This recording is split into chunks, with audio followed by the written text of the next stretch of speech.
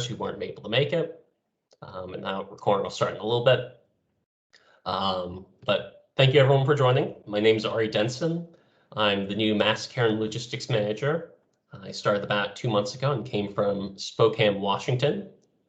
But I'm here today with Hank and Jamie, who are our feeding leads for the Illinois region for our first regional meeting. So it's really great to have so many people here and so many both familiar names and new faces, at least for me. So I'll now turn it over to Hank and then Jamie for their introductions.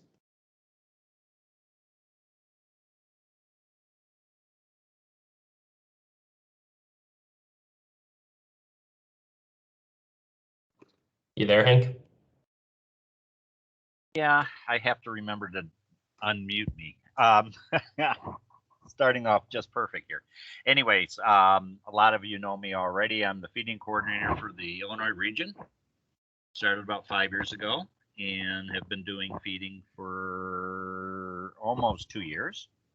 And we'll be getting into what we've been doing the last year, but welcome everybody this evening. Awesome. Jamie? Hi, my name is Jamie Winterbottom. I'm from the Moline, Illinois chapter, or the Quad Cities as we call it. And I've been doing feeding now for, I would say, been an herb driver since 4 years and became the regional lead about 2 years ago. Awesome. Both of them have understated the amount of work and experience that they have. But thank you. So first I'll hand this to Hank for the next couple of slides, but we'll go over sort of how feeding has been done and how we're doing feeding right now at the time being. So Hank? Okay, when COVID-19 hit, we changed the methodology that we normally do feeding from distributed feeding with Cambros to prepackaged meals. We stopped using regular shelters with cots, and we went to a non-congregate sheltering system, putting people into hotels. So that changed our methodology. We wanted to make sure that we had 3 meals delivered per person per day at each of the hotels. And several times that was very challenging, but we made it happen. And we are standing up for, sort of say, more multifamily fires like we've had in the past, but also we're preparing for tornadoes and other larger events. We've been lucky that there's been no flooding this spring, knock on wood. And so that's what we're going to be basically staffing for the next couple, 3-4 months upcoming. And that's about it. That's about it for me right now. You want to add anything, Ari? Yeah, I think you covered it perfectly. Later on, we'll hit on a little bit, as some of you have probably seen in the news, the CDC has come out with new guidance in terms of masking, and so changes are obviously coming slowly, but they're coming, in which we're transitioning back to some sort of normality, whatever that may look like. So we anticipate some sort of change in the future. We're unsure of a date, but we'll hit on a little bit of that later on. But for right now, if we were to have a response today, we would be in a hotel and we would be feeding people door to door using 6-foot distancing, wearing a mask, putting it down on the ground, stepping back as they receive those meals at the hotel, individually packaged meals. All right, maybe it was a bit early in the slide. So basically what I'd like to hit on, and I'll use fairly general terms because I don't we don't have a firm date in mind, and I don't want to necessarily set anyone up with any misunderstood expectations. But the new CDC guidance has been that people who have been vaccinated pretty much are relatively safe. There's always a risk to COVID, but it's kind of like getting in your car, the flu. There's a risk there, but it's a minimal one. You can go back to normal living. So if you're able to get a vaccine, this is for me, I encourage you guys to get that.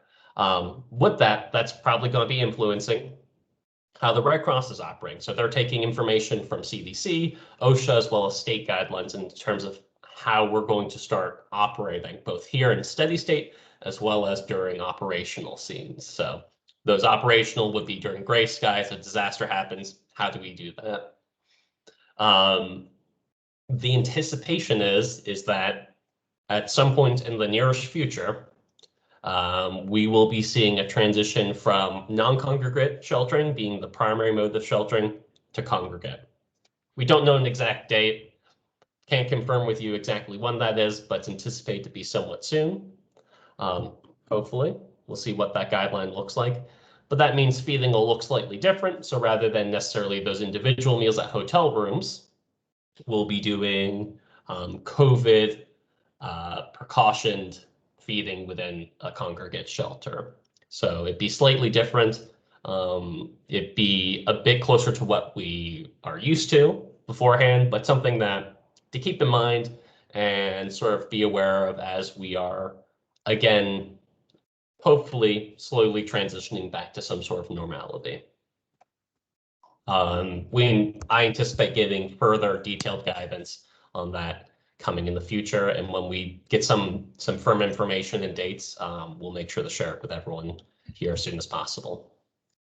But something to hopefully positively look forward to.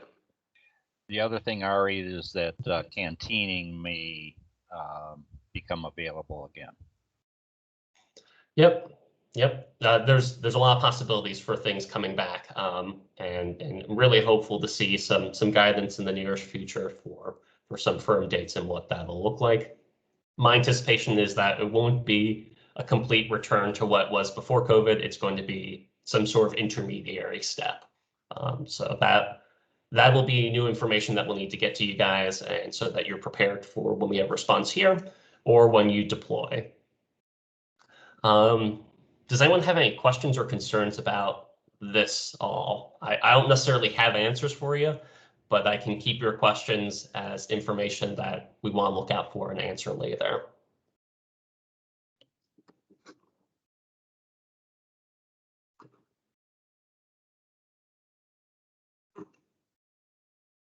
All right. So no current questions on this right now.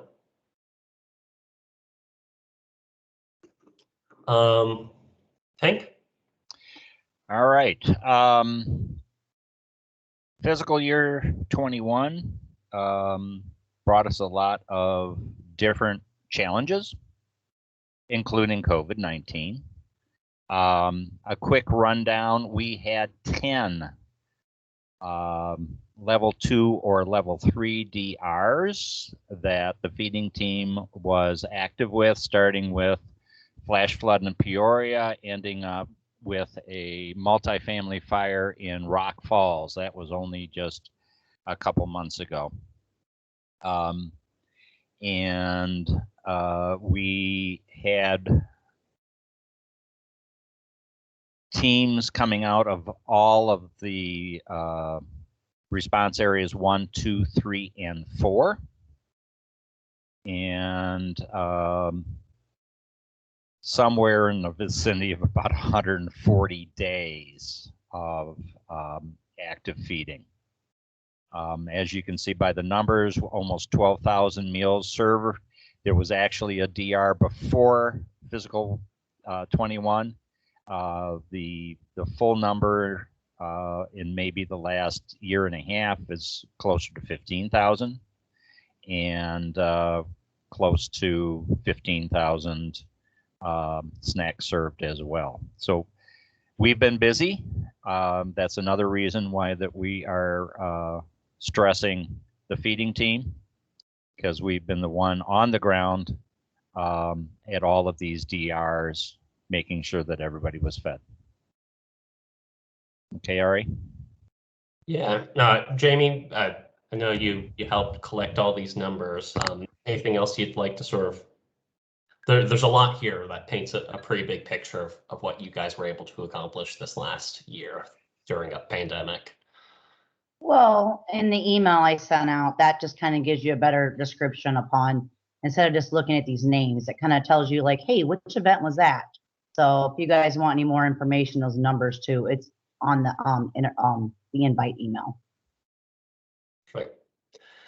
And really, just looking back at some of the historical data, this fiscal year has been extraordinary in terms of large multifamily fires. And obviously some of the unique missions like the National Guard, you guys were able to accomplish an extraordinary amount. And under most years, I'd assume we'd probably be bringing some people in from outside the region. This year you did all without any outside help. So it's a real testament to what's been accomplished so far. We have put a lot of Response Area 3 and Response Area 4 volunteers to work. So we want to say thank you guys and thank you for showing up tonight. Absolutely. I'll turn it over to Hank and then Hank and Jamie to go over some different ways we want to also talk to you about some ways that we're looking to develop the team and be engaged. Okay, based on the last 10 DRs, we identified very, very quickly that we needed to step up teams in each response area, or multiple teams in each response area that we could call on to start working a DR or a major event versus having it run out of the Chicago area or the Moline area. And part of that is that we'll be getting more people interested in mass care and in the aspect of feeding. We're going to be training two different viewpoints: COVID-19, the current environment that we're in right now, and also how we're going to be using the herbs to do mass feeding once things kind of get to normal. We're going to be developing different teams for level 2 and level 3. If it goes to level 4, we are going to be bringing people from outside probably. We haven't had to do that yet, which I'm glad. But there are external resources that we can call in. And so there's a little bit of training, a little training review that we're going to be going over. And we're working with the logistics folks to maintain a track of resources for us that we can utilize and where those are. And the biggest push that we're doing right now, I'm based in Evanston. I do not know well the vendors in Bloomington, or Springfield, or Decatur, any of the larger cities where we could be getting food from. And so we're going to be looking for volunteers to say, hey, I know 3 or 4 good restaurants in my town that might be interested in doing meals. And these are meals that we pay for. These are not donations. We love donations, but we're not expecting donations. And so what we have to do is, find out that, a place in Peoria would love to provide food for us, and they've never done it for us in the past, and they want to be considered if we have a Decatur in that area, and a disaster in that area. Sorry about that. And and the capacity level too is a big one when looking for these meal agreements, and timing. If you need 150, yeah, 150 meals. Can they keep doing that twice a day for 7 days or this, that, and the other? So that would be something that needs to be surveyed. Right. And also they might need 2 or 3 days lead time to get that done.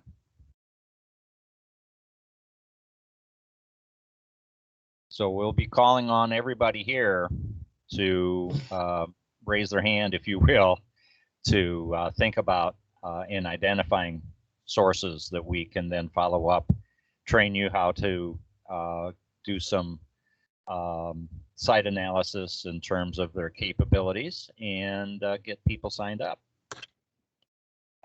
Another good resource besides just restaurants is catering. Catering. Nelson's Catering will do, I can't remember how many different cities in the Southern Illinois, and they would agree within a 6-hour notice they can pump out the meals. So that'd be something else. But you know, we don't know where the disaster is going to be affected, so we need to look at different areas just so we know we can get food to the clients. Okay, back to you, Ari. All right. And one thing I want to really hit on that's been, I know you both emphasized this, but this role is developing a plan to become a feeding lead. So we're looking for opportunities for anyone who's interested. Actually, before I do that, I see a hand raised. Whoever has their hand raised, you're welcome to come off mute. Hi, it's Josie. How are you? Good, good. How about yourself? I'm good.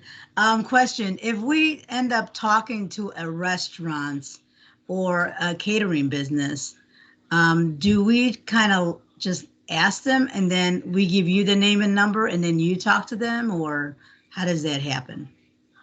Because I'm in a DuPage area, so I know there's not a lot of excitement out here too much, so, you know.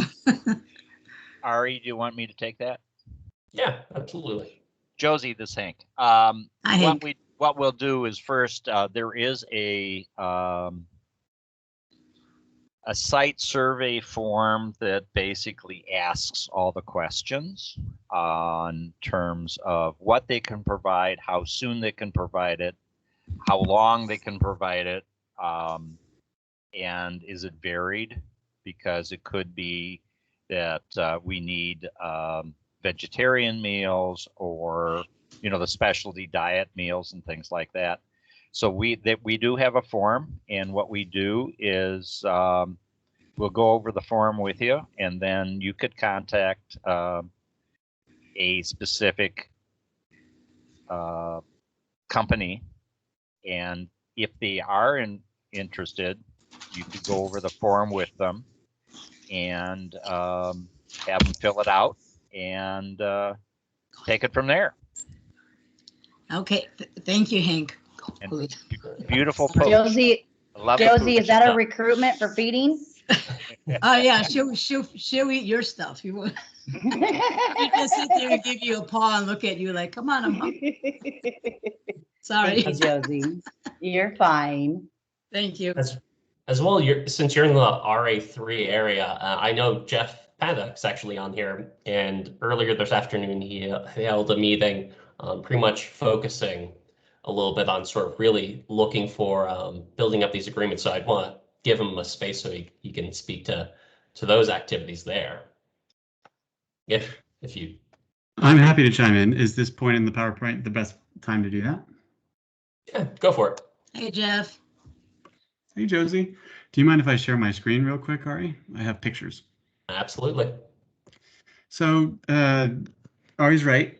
Under the direction of Hank and with advice from everybody on this call, and response area 3, I'm trying to beef up is the word that comes to mind, our feeding vendor presence with a small push this summer.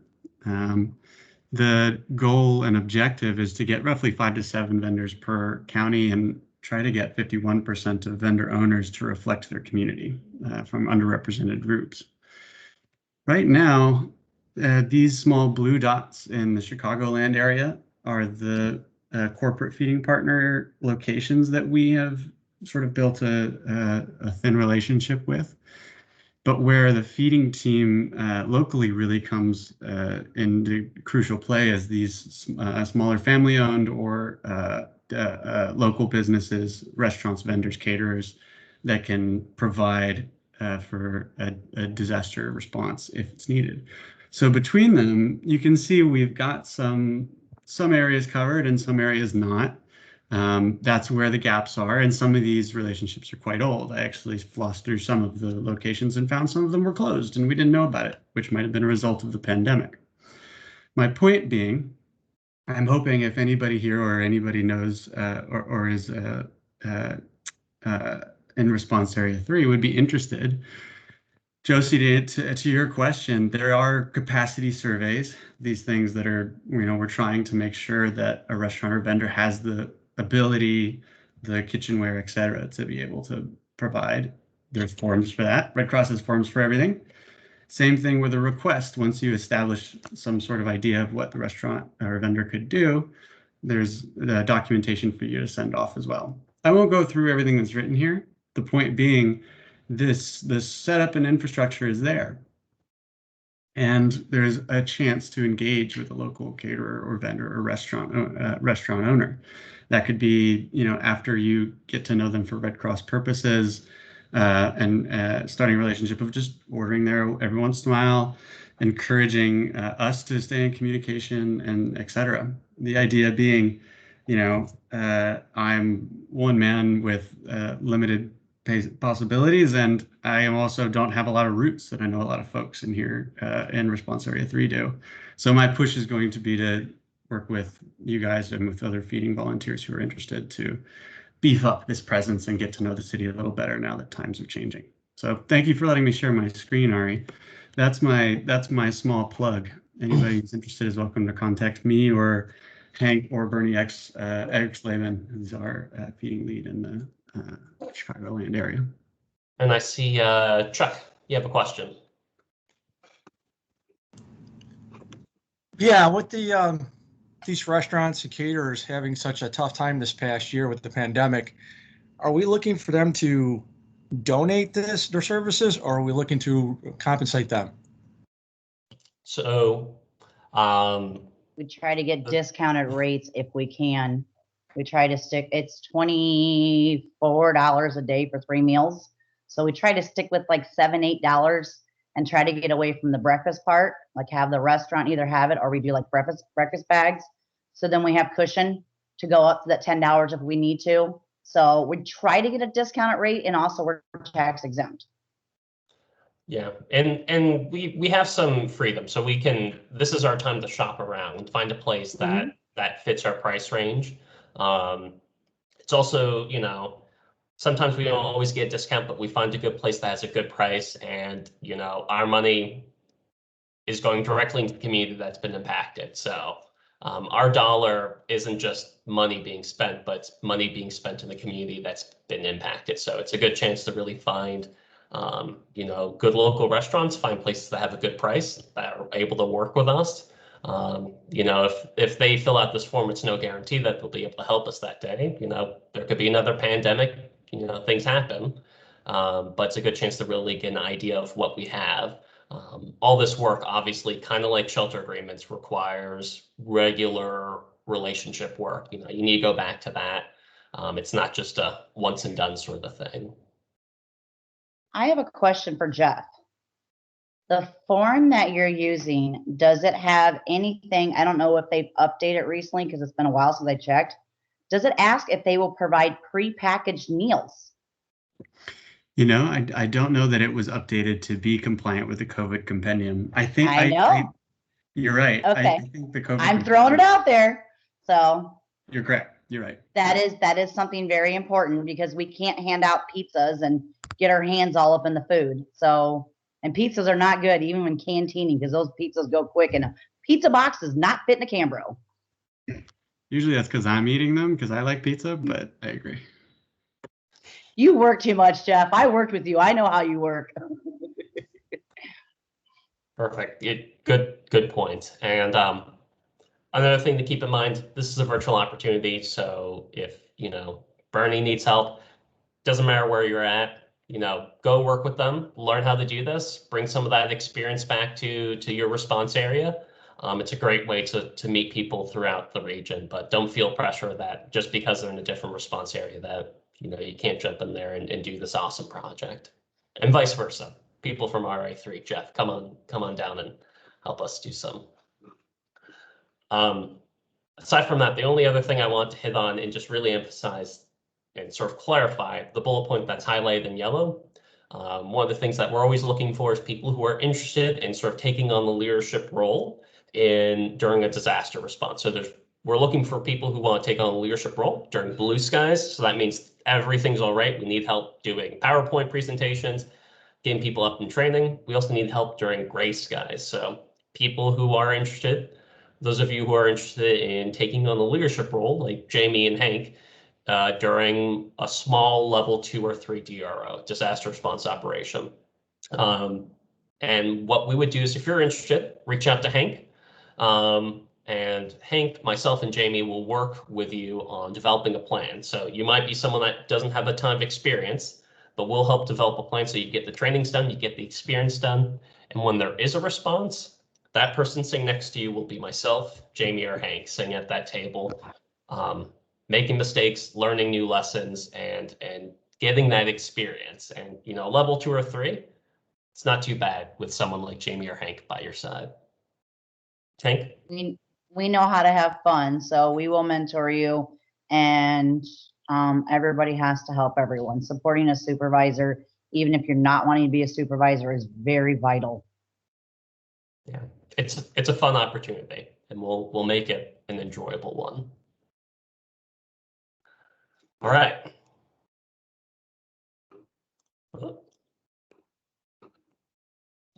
Jamie or Hank, do you want to get classes that are needed? Jamie, you want to do that? Oh, the mentor in me. Yay, training. So everyone who was invited to this meeting tonight has some kind of mass care gap, which is either in feeding, sheltering, or DES, delivery of emergency supplies. And most of you probably have a feeding gap, a group activity position. And the classes required are any of these, when nothing's changed in a while, except for Feeding Fundamentals version 2, but that was over a year and a half ago. Nothing's changed there. Anyone wanting to be a supervisor, some of these classes are not available on Edge. We will find you a way to take it virtually. There's so many opportunities now that we have Teams in this virtual world. I know everybody's tired of virtual, but then you don't have to travel somewhere. Like I went to Nebraska for the kitchen site management. So these opportunities will be available. And then the ERV one, that is required for a feeding supervisor, but not as a service associate. Any service associate, if we go back to ERVs, can go out feeding with an actual ERV driver. So I think that's about covers it. If anybody does not know how to check that, we can help you. You can go from Volunteer Connection and click on the Exchange link. And then on the Exchange link, you can type in the search button and you type in disaster, responder, training, guide. And that's where you can see all the qualifications, and they change all the time. So that should be all. Any questions? Guy Hathaway. Yeah, I just wanted to point out that as ERV drivers, the ERV driver is required to have the feeding gap, the service associate gap, as well as being the ERV driver, because he's responsible for not only the operation of the vehicle, but the safe feeding to the clients. So in response areas 4, 5, and 6, we've gone through all of our ERV drivers and either dropped them as an ERV driver if they did not want to do it, or we've gotten them to where they have finished their feeding gap. So they're qualified for both now. Thank you, Guy. I did not know that. And see, I wish we had it to where I don't know what the latest qualifications. I know they're coming out with the new ERV course, but I don't know if anything's changed for an actual feeding gap. If not, you would have been emailing me or calling me. Right. Now with the specialty track requirements for ERV driver, it's where you find the information that indicates the feeding gap is required. I Yep, see and on we your can always- feeding, I see on your Yep. feeding list there, I don't see feeding fundamentals, and that always has been one of the gap Right classes. there, Right. second to the bottom on the associate, right Let hand, me left get hand my side. thing out of the way here. Well, no, there's a feeding introduction I meant to say. Oh, the feeding introduction, Ari. Shame, shame, shame. There's Oh, a- well, we it's can't a- do it all. it's, Good catch, guy. Yeah, it's a 20-minute video, so it's real quick and easy. Sure. Oh, well. Thanks for catching our errors.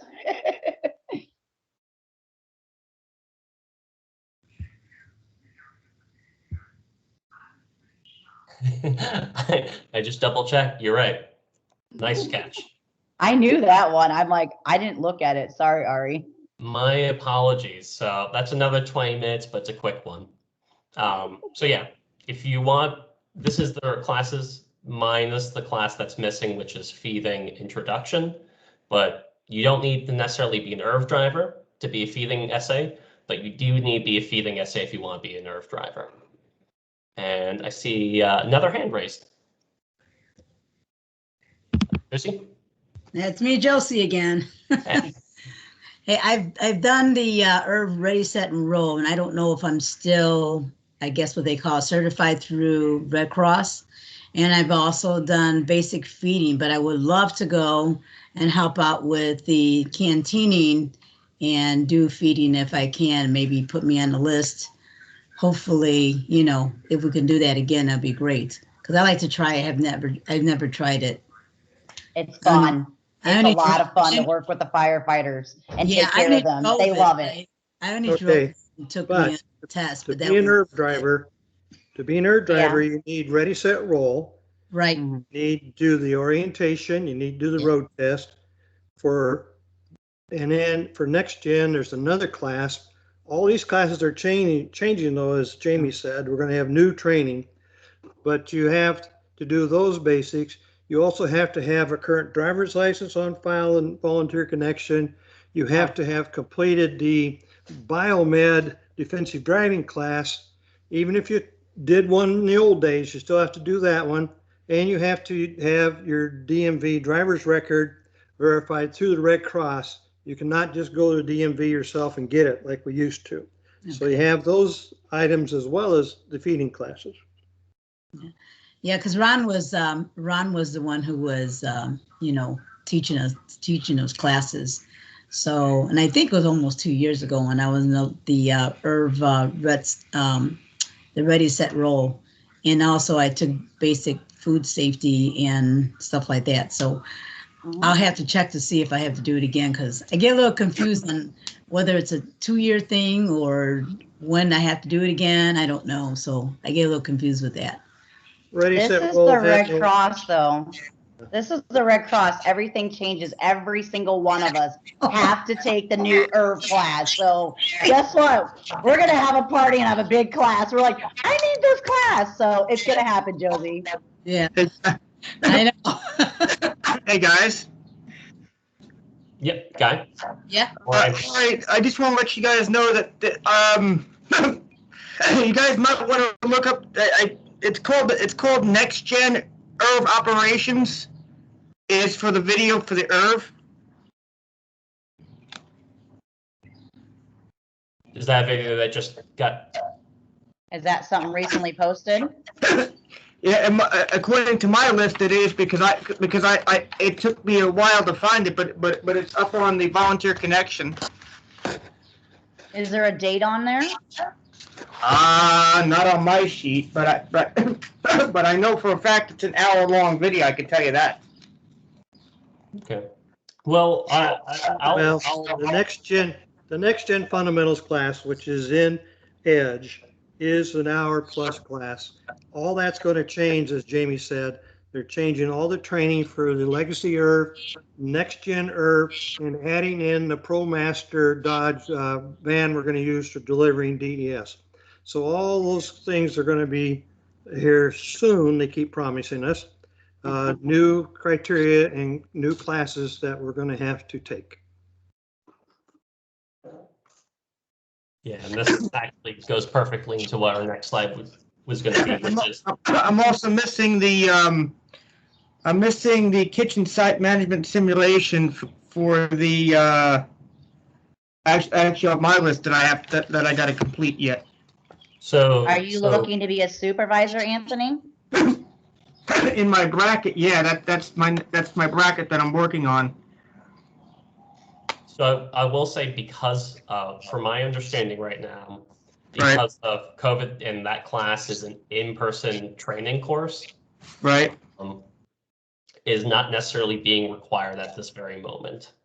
But in order to actually get a supervisor gap, you have to get a promotion through a review. You can't just get a supervisor gap. You have to have an actual evaluation. So, but we can work towards that. Anthony, what's your last name? It's per Sampieri. Oh my Lord, how do you spell that? That's PER Mm-hmm. SAMPIERI. Mm-hmm. Okay. Okay. Perfect. Okay. All right. I'm gonna put you on our list that you're looking to be a supervisor. And the So we'll other, get you there. the other three in the supervisor bracket that I'm looking at that I'm still waiting on to complete is the disaster workforce and concept of operations 3.0. Oh, ConOps 3.0. Now You my have fun with that one. now my thing it went from instructor led to webinar. It said it was changed to webinars, but I don't see anything for the webinar.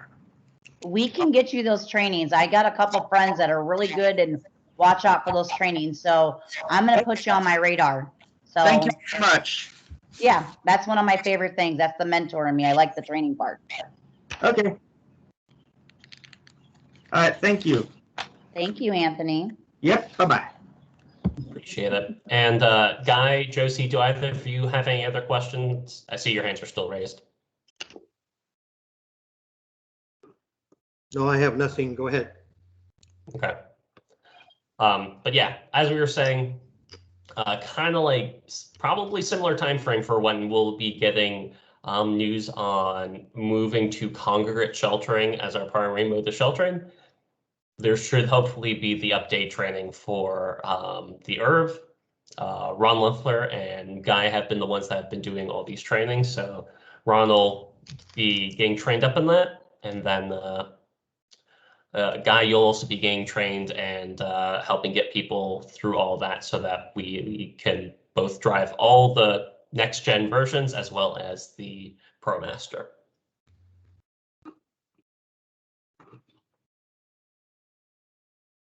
Any questions or anything else anyone would like to discuss when it comes to IRVs or training?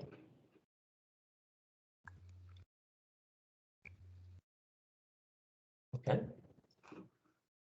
Hank, do you want to go over just some examples of current projects that we on the feeding team have been doing, just sort of give a picture of what we've been working on immediately? Absolutely. We started just a little while ago. We got a list from workforce engagement to the people that have indicated they wanted a feeding gap, but was missing a few classes. So we've been reaching out to them to get them classed up, so to speak, get those classes in the bucket, so to speak. And again, we've talked about the feeding agreements. Real good example. We did not have an agreement with a restaurant in Rock Falls, but they had helped out for the first 2 days, feeding the customers that had been displaced by this multifamily fire. And we went to them and we got an agreement with them within about a half an hour that at a 20% discount, they would do all the meals for 2 weeks. And that made my job so much easier. And that's why we're trying to get all these feeding agreements set up. And it isn't a commitment. It is, if you if you hit me at the right time and you give me enough lead time, I can give you 50 meals, 100 meals, 150 meals, whatever, at a price that fits our guidelines. And that is what we're really, really trying to promote now is the feeding agreements. And again, I don't know all the areas down south, nor does Jamie. Jamie doesn't know all the areas north. And we need people in each county to recommend or even talk to the proprietors of these companies, restaurants or caterers, to say, hey, if we had a major disaster, would you be able to help us? And that's what we're trying to do. One of the questions is in this feeding agreement, what happens if there's no power? Do you have power? Do you have backup power? If they don't have backup power, they really can't do much. And we just need to know that. So that's the big push right now. That training and the feeding agreements. Perfect. Anyone have any questions? All right. I'll hand it now to Hank and then Jamie. We had 10 DRs in the past 365 days. And a 2-month canteening event for the National Guard for the testing sites. So many of you that are on this call put the vest on and helped us out. And it would take me an hour to go through everybody's names. I just wanted to personally thank every single one of you that helped us out in any of these DERs. You made our job so much easier, because scheduling is the biggest headache. And once that scheduling is done, then we can work out planning three days out. But we have to make sure that we have people to deliver the meals. And you go through a lot of training, a lot of safety training because of COVID. And, you know, there is exposure. And I just wanted to thank everybody. Jamie? Ditto. No. Yes. Thank you, everyone. I just looking at all these names. I don't recognize. There's a few of them, but you know, of all the different adventures we've been, and you know, we'll travel, but Hank and I don't want to keep doing it all. We need a group of you guys to support us and look to move up. I know nobody's really interested in being a supervisor. It can be overwhelming and scary, but if I can do it, any of you guys can. And I will be there to answer your questions no matter where I am. And me or Hank will physically be there. So we want you to be interested, because we do try to have fun. So with that, does anyone have any questions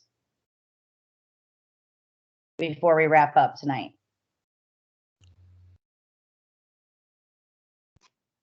I have a question. Yeah, Becky? I've only ever been contacted for like the big disasters, the hurricanes, that kind of thing, for feeding. I honestly don't know how do I get contacted for something that's in my region or within the state? Send me your email or give me a call. This is Hank. Okay. Send me an email or call me. And what we do is we have a list of all the people that have participated in the past by area. So we look at that first to see if they're available, because that's the easiest. We also send recruitment emails out. And if you respond back to the recruitment email, and that we do internally within the feeding group. And then we go out to workforce engagement, and then they send out emails. So Okay. Primarily it's put you on the list, and I can guarantee you we will tap you on the shoulder. Okay. Thanks. Yeah. And that's actually a really good succinct description of sort of how responses actually build up, because any response, whether it's a bread box on up, always starts with the DAT team. So it's always going to be 2 people at the beginning.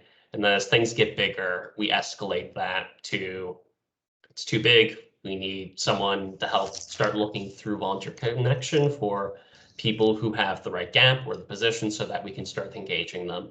And that's how they usually do the search. Once we sort of go through our list of usual suspects. Chuck?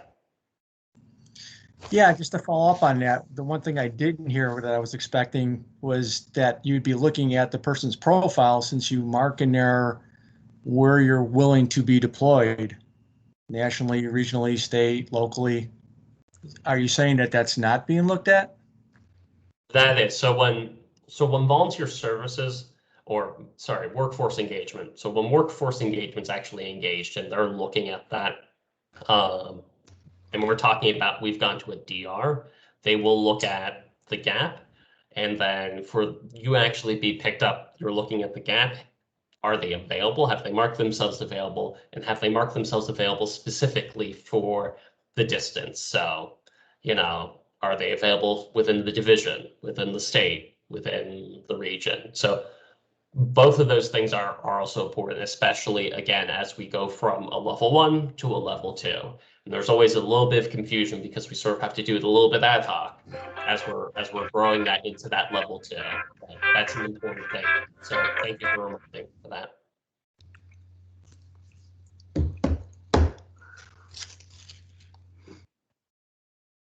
Any other questions?